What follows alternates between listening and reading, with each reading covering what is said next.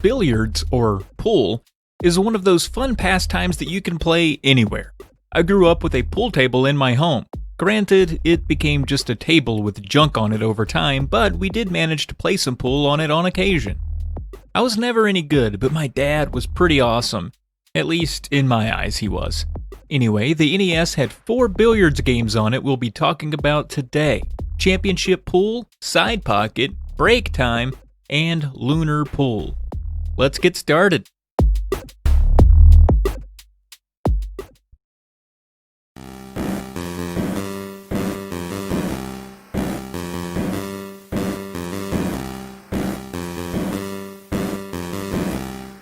Out the gate, you can choose between 4 different modes: Tournament, Challenge, Party, and Freestyle.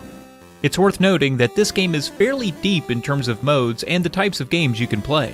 In the tournament, you must survive 5 rounds of single elimination in best of 5 matches. It can take a while to play these out, but the game does skip your opponent's play with this strange old man yada-yadaing you through a time warp. That's kind of strange.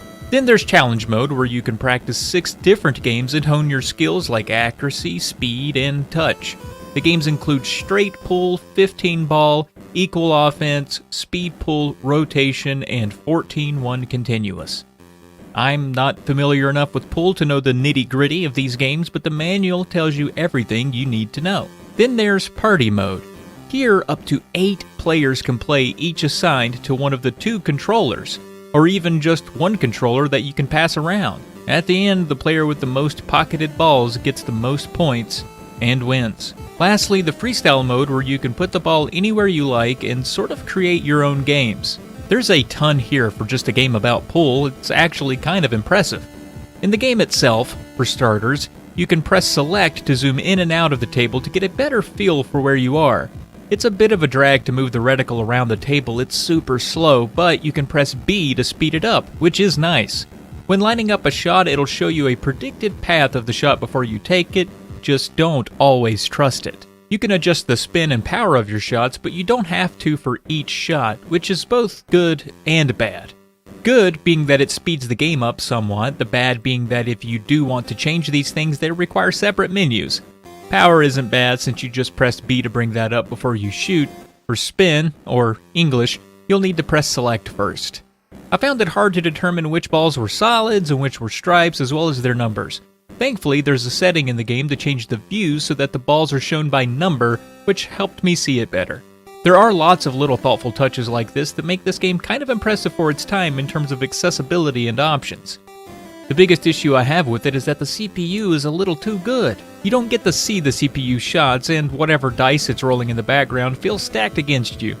You can't really afford to miss any shots without Time Warp Guy popping in to tell you that you lost. And the aiming tool lacks the granularity to fine-tune your shots as much as you want. It can become a bit tedious with the control pad. Lastly, on a break or anytime several balls are set in motion, the game chokes a bit. That won't affect you too much as you don't really have control of anything during these moments, but it is something you'll experience. Alright, what's next?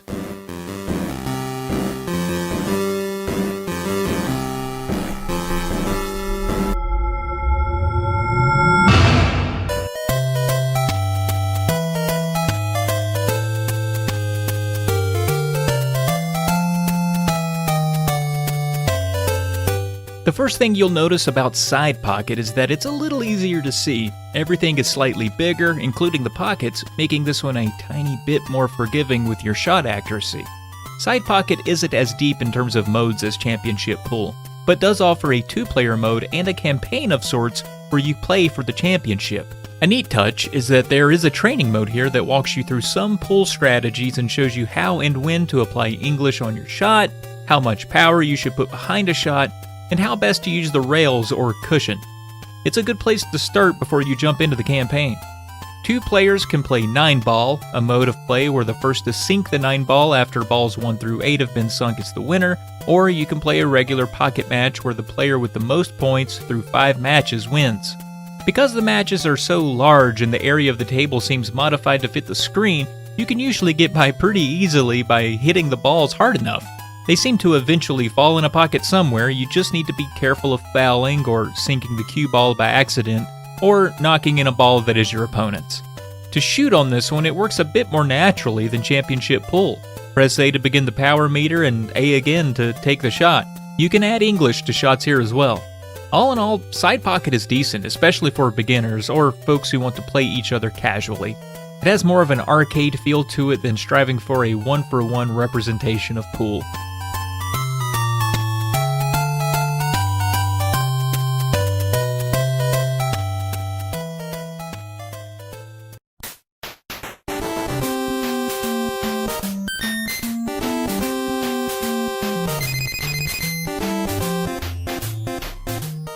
Next up is Brett. Hey, sorry, what was that? Thought you said. Pardon? Yeah, okay. Break time here has digitized voice, and it is not great. Or necessary.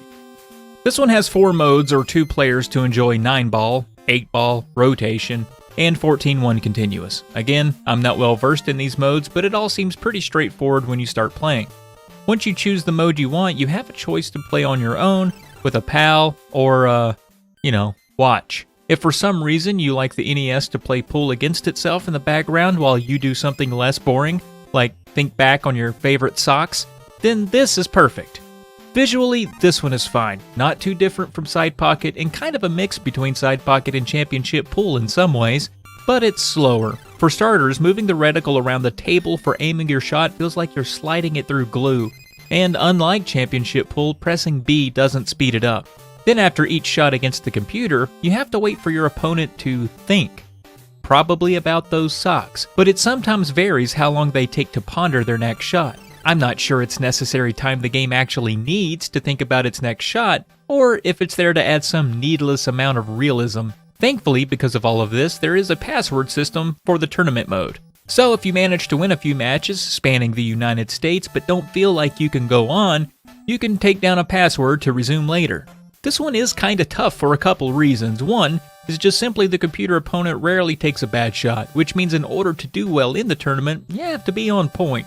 It's not impossible, but it is tough. And that's not helped at all by the second reason, which is that there's no prediction of your shot. While Championship Pool is the only one to have this so far, because this game is a little less forgiving than Side Pocket, it would be nice to see where your shots might go.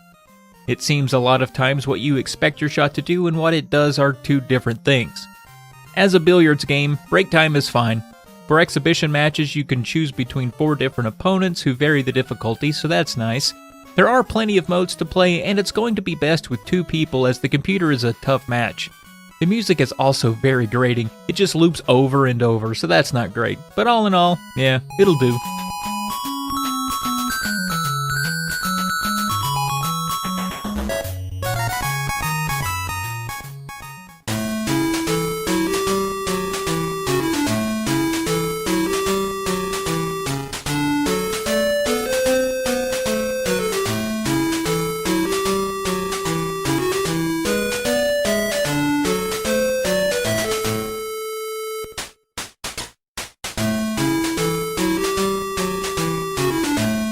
Lastly, Lunar Pool. This one takes the concept of billiards and moves it in a different direction. Instead of a square pool table with 6 pockets, as you're used to by now, Lunar Pool does what it wants. It's basically putt-putt with pool balls. There are typically 6 balls on each table you need to pocket, and pockets can be placed anywhere. The shapes of the table are highly variable. There are traps, misshapen edges that cause the ball to ricochet all over, and you can manipulate the table's friction in the main menu. That's a neat thing about this one. It has 60 different tables, and you can select any one you want to play on from the start, or play through them one by one as a campaign. Beneath that is a friction counter that goes up to 260. This number coincides with the friction simulated between the ball and the surface. The higher the number, the less the balls move no matter how hard you strike them. The lower the number, well, they may never stop moving at all. I put it on 0 here and hit the ball, and it took forever for them to come to a stop. If you did choose to play through the game as a campaign, just know it's kinda tough. You get a set number of lives in the top corner. If you foul by sinking your cue ball before the rest, you lose 1. If you go 3 shots without sinking a ball, you lose 1. And some of the tables are really tricky. Thankfully though, like I mentioned already, you can select any table to play out the gate, so practicing the tough ones before a run at the campaign might be in your best interest. One thing about this one that is a bit aggravating is the power meter. It doesn't start when you shoot or anything, it's always moving in the top right. So, when you're positioning yourself for the shot, you need to be mindful and patient not to shoot until the meter is on the amount of power you want. After playing the other games in this video, just aiming my shot and shooting was a hard habit to break. This one is also good for 2 players, but instead of reverting to a pool format, you can still get a game over from running out of those lives. I think it would be better for 2 players to face each other rather than fight with the computer's rules, but oh well. All in all, Lunar Pool is okay. It's pool with a putt-putt twist, which is honestly a great idea. It gets a little dry after a while, and the music is one-track loop to infinity, but it can be fun if you're looking for a mindless experience on the NES.